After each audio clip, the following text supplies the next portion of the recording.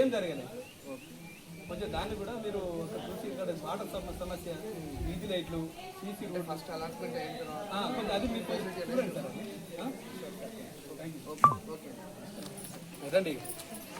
వారికి ఆ ఇళ్ల స్థలాలు ఇల్లు కట్టిస్తామని కూడా ఎన్నికల ముందు హామీ ఇచ్చింది. ఇప్పటికీ 2 సంవత్సరాలు కావస్తుంది. అయినప్పటికీ కూడా ఏదో అరకొరగా అంటే కొన్ని గ్రామాల్లో 10 ఇళ్ళు అట్లా ఇచ్చి చేతులు దుడుకునే ప్రయత్నం చేస్తుంది ప్రభుత్వం. అందుకని ఈ మండలంలో ఉన్నటువంటి ప్రభుత్వ భూములను మొత్తం కూడా ఈ రెవెన్యూ అధికారులు వాటిని వెలికి తీసి అర్హులైనటువంటి పేదలందరికీ ఇళ్ల స్థలాలు ఇచ్చి ఇల్లు కట్టియాలనే డిమాండ్ తోని మనం ఈ రోజు ఈ ధర్నా కార్యక్రమం నిర్వహిస్తున్నాం. దీనికి సంబంధించి ఇప్పుడు ఇక్కడ ఉన్నటువంటి వచ్చినటువంటి ఈ పేదలందరూ కూడా రేపు ఈ రోజుతోనే ఇది అయిపోదు, రేపు గుడిసెలేసే కార్యక్రమం ఉంటుంది. కాబట్టి ఇక్కడికి వచ్చిన వాళ్ళందరూ కూడా ఇంకా మిగతా వాళ్ళు ఇండ్లు లేనటువంటి వారందరికీ కూడా సమాచారం ఇచ్చి ఈ రకంగా ఇదే ఐక్యతతో మనం ఇండ్ల జాగాలు సాధించుకునేంత వరకు మనం ఇదే కమిట్మెంట్ తోని పోరాటం చేయాలని మిమ్మల్ని అందరికీ కోరుకుంటూ ఈ అవకాశం ఇచ్చినటువంటి ఈ మండల కమిటీ వీళ్ళందరికీ కూడా ధన్యవాదాలు తెలియజేస్తూ ఇప్పుడు మన పార్టీ సీనియర్ నాయకులు ఉప్రూతుల మల్లయ్య గారిని కూడా పరిచయం కావాల్సిందిగా కోరుతా ఉన్నాం. అట్లాగే రైతు సంఘం మన మండల అధ్యక్షుడు యాక్పాష కూడా పరిచయం కావాల్సిందిగా కోరుతా ఉన్నాం. మన పాటల ఆరెల్లి వారు కూడా పరిచయం కావాల్సిందిగా కోరుతున్నాను. సీనియర్ నాయకులు మన చంద్రమౌళి కూడా పరిచయం కావాల్సిందిగా కోరుతాను. ఇప్పుడు మండల కార్యదర్శి ఇంతకుముందు మాట్లాడారు.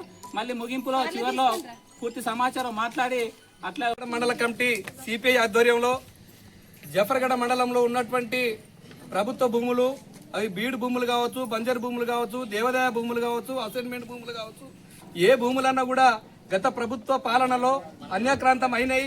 ఈ ప్రభుత్వ పాలన వాటిని పట్టాలు చేసుకోవాలని చెప్పేసి సాదాబాయినామాలో దరఖాస్తులు చేసుకున్నటువంటి పరిస్థితి కనబడతా ఉంది. అందుకోసం ఈ రోజు మన రెవెన్యూ అధికారుల దృష్టికి జఫర్గఢ మండలంలో ఉన్నటువంటి ప్రభుత్వ భూముల్ని అన్యాక్రాంతానికి గురైనటువంటి భూముల్ని వెలికి తీయాలని చెప్పేసి భారత కమ్యూనిస్టు పార్టీ సిపిఐ ఆధ్వర్యంలో ఈరోజు ధర్నా కార్యక్రమం చేస్తా ఉన్నాం.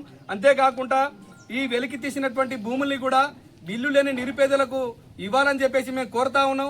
అదేవిధంగా రాష్ట్ర ప్రభుత్వం కూడా ప్రజా ప్రభుత్వం అని చెప్పి చెప్పుకుంటా ఉంది. కాబట్టి ఈ ప్రభుత్వంలో ఇల్లు లేని నిరుపేదలకు ఇళ్ల స్థలాలు ఇచ్చి ఇందిరమ్మ ఇల్లు కట్టించి ఇవ్వాలని భారత కమ్యూనిస్టు పార్టీ సిపిఐగా డిమాండ్ చేస్తా ఉన్నాం.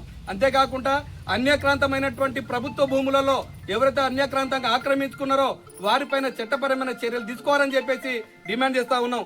అదే కాకుండా మన జఫర్గఢ మండలం తమ్మడిపల్లి ఐ గ్రామంలో గత ప్రభుత్వంలో మన నియోజకవర్గంలో జఫర్గఢ మండలానికి ఒకే గ్రామంలో డబుల్ బెడ్రూమ్ ఇళ్లని కేటాయించింది. కానీ ఇప్పటి వరకు దాన్ని పూర్తి స్థాయిలో నిర్మాణం చేపట్టలేదు. చేపట్టినటువంటి ఇండ్లలో కనీసం పేదలకు ఇల్లు కూడా ఇవ్వనటువంటి పరిస్థితి ఉన్నది.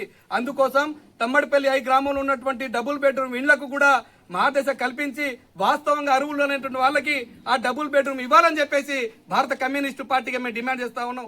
అదే దానికి ఉన్నటువంటి ఈ డిమాండ్ లెటర్ ని ఈ రోజు మన తహసీల్దార్ గారు లేకపోయారు, అందుకనే ఆర్ఐ గారికి ఇస్తా ఉన్నాం. వీటి మీద కూడా ఆర్ఐ గారు మాట్లాడాలని చెప్పేసి కోరుతా ఉన్నాం.